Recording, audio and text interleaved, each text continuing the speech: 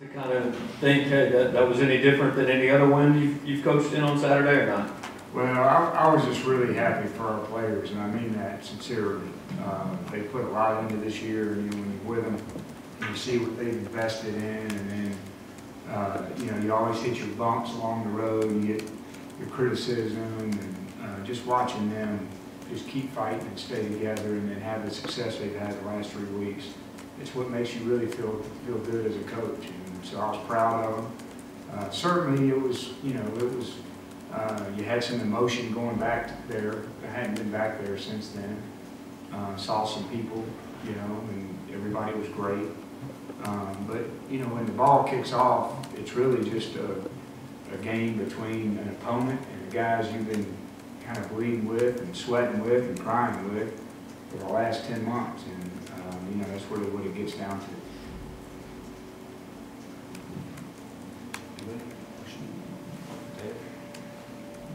Derek, over those 10 months, what have you seen most from Drew, the way he's grown as a quarterback to the guy he is right now? Yeah, I've seen a lot, and I think when you sort of look back, and he's been awesome at just trying to embrace new ways of doing things and embracing a new system. We started the year with a lot of confidence. Had a great offseason with Emmanuel, that gave him a lot of trust on the outside part of the field and the other guys on the inside part of the field. And then, you hit that spurt where you lose Emmanuel, had an impact. You start playing some really good teams, and now you're in a new system. How much do you really trust what we're doing in this kind of environment? And so then you hit your bumps, and that's what this journey is all about. And, to Drew's credit, he never stopped really believing in who he was and what he thinks he's capable of becoming and what I think he's capable of becoming. And so he stayed the course. Probably one of the proudest I've ever been as a coach is here he was. He had his last chance probably to shake off the narrative that everybody tries to put on him. And he probably played his best game ever at Florida, And, since that time, he's just been playing at an incredibly high level. He really has. And, hopefully he can continue that because the season's not over. And it's going to be a big challenge this week. They cause a lot of problems on defense. They bring a lot of pressure. And he's going to go out there and have to perform again. And that's what playing quarterback is. But, no, I've been really proud of the steps he's taken, and it's just a real testament to his character and his grit. He's shown it this year. What was your reaction or your takeaway from what, I guess, lack of a better term, Simmy's drive there? I mean, was that house money? Was that how did that work out to play that way? Well, about midway through the third quarter, we were up more than 3 possessions. That's always kind of a big deal for me. It's 3 possessions, which means 17 points or more. I said this from day one. Our philosophy on offense is to have an attacking demeanor with a winning mindset. And, our style is not to go out there and just try to chunk it around and see how many points and yards we can get. There was a point in the game where we needed to play winning football. And so we started shrinking the game. We started bleeding the clock. People can say that's conservative, but it keeps the game quiet at the end. I think our defense likes it when we have the ball 11 minutes, 10 minutes in the fourth quarter. We've done that several times this year. And it's a real tribute to the guys up front and the runners. And then there was a point in the game in the fourth where we wanted to put the 2s in. The game was out of reach. And, we weren't really going to throw the ball.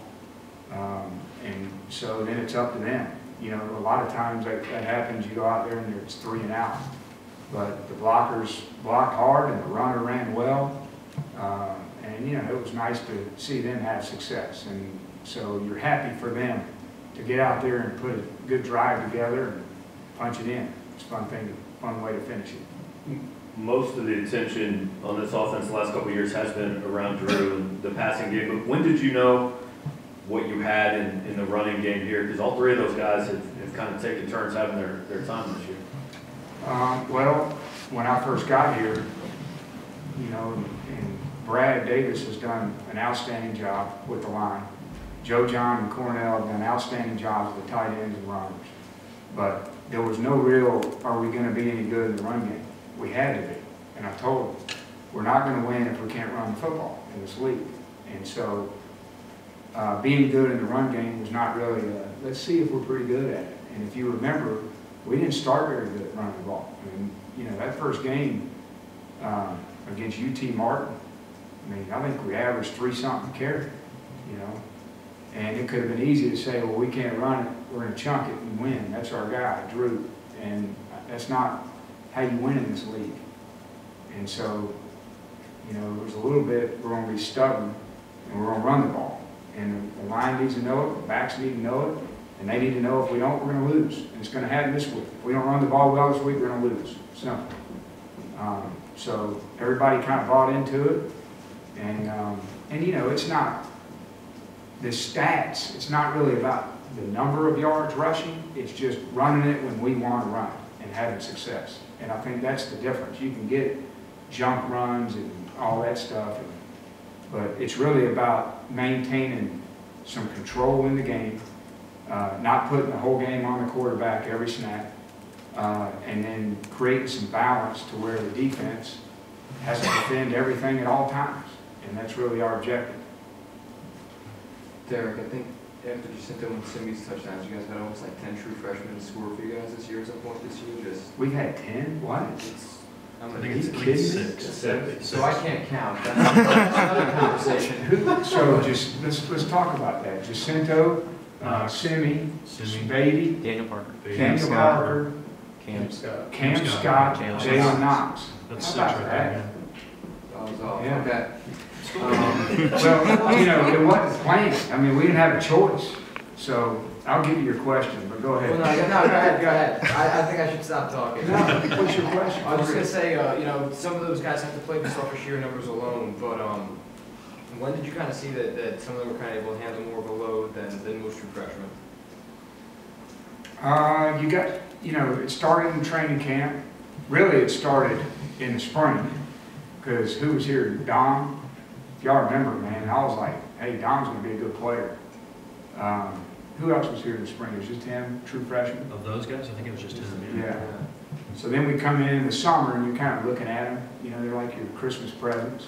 Watch them move around a little bit. Okay. But I never like to judge anything until we put pads on them. You know, the underwear Olympics. Been burned by that a lot. That guy's going to be good. And you put the pads on, and, you know, something happens. But early on, we knew Beatty was going to, you know, he did some things, and Jalen did some things in training camp where you go, these guys are going to be pretty good. Of course, at that time, Daniel Parker was a D lineman, so I didn't even know who he was. But when we moved him over, it didn't take long to figure out he could block well. I really never knew he could catch until he actually did, which I was like, man, that's a bonus. And I always, you know, we always felt good about Simi. Beatty was just a little ahead of him. It wasn't because Beatty's better, but it was just one of those deals. Beatty really fit more, could accelerate him a little bit more, given Crockett and Roundtree, if that makes sense. But, you know, Coach Odom every day was like, hey, Beatty's going to be a good player because he's over there running against the defense. And I'm glad we, you know, played him because he's going to be a good player. So it's a long way of saying, you know, you notice it, but you really never know until you put him in the game, number one. And then number two, it's why it's so important to have a deep roster in this league, because you're going to lose guys. You know, we're not the first team to have a lot of injuries. You're going to lose guys. So if you're not deep and talented, you're going to start falling by the wayside. And fortunately, you know, I think it's rare to have this many true freshmen contribute like that. Probably really rare here. I don't know what the history is. Got time for a couple more. Colin, go ahead. Eric, was winning the possession battle, like the game by game in terms of time of possession, was winning that kind of a game-by-game goal for this season? And how do you feel like you guys have adjusted, especially because I think this team was averaging 25 minutes per game in the 3 seasons coming into this one? That's not really our goal. This sounds crazy, because when you really look at time of possession, it's not like one of the leading indicators of winning and losing. But 25 is certainly not our goal. I mean, you know, usually you want to be at least even money. But really where, to me, it becomes important is a couple of things, depending on, A, who you play. All right, so when you play explosive offenses, then all of a sudden that statistic becomes important. You know, start shrinking the game, help the defense out. And then when you get ahead, it becomes important. You know, because you don't want to be up 17 and you're going 3 and out all the time. And you're giving these other teams more shots and more shots. And so it's really kind of a game-by-game deal, but there's never a time, I guess, that we want to lose the time of possession, if that makes sense. But we don't go in saying we got to get 33. I mean, it's not really a deal. Okay, we'll go Mitchell and then Danny. You mentioned, you know, being so proud of Drew after that Florida game, kind of getting that monkey off of his back.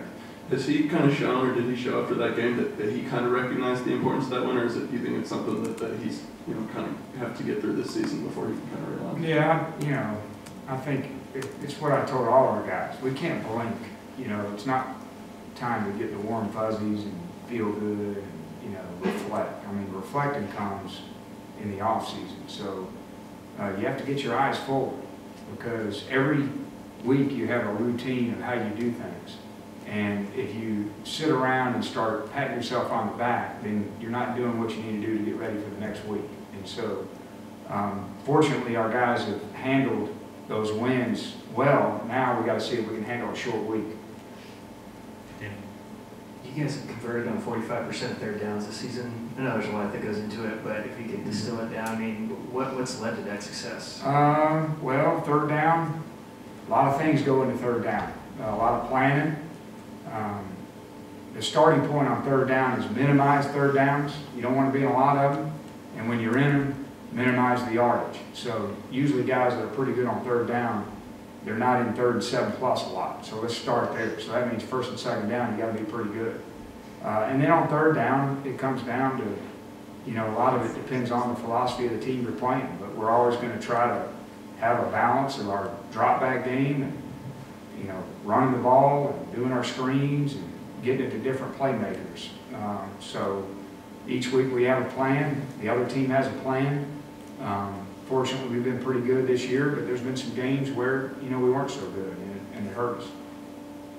All right? Anything else? Okay, thanks, guys.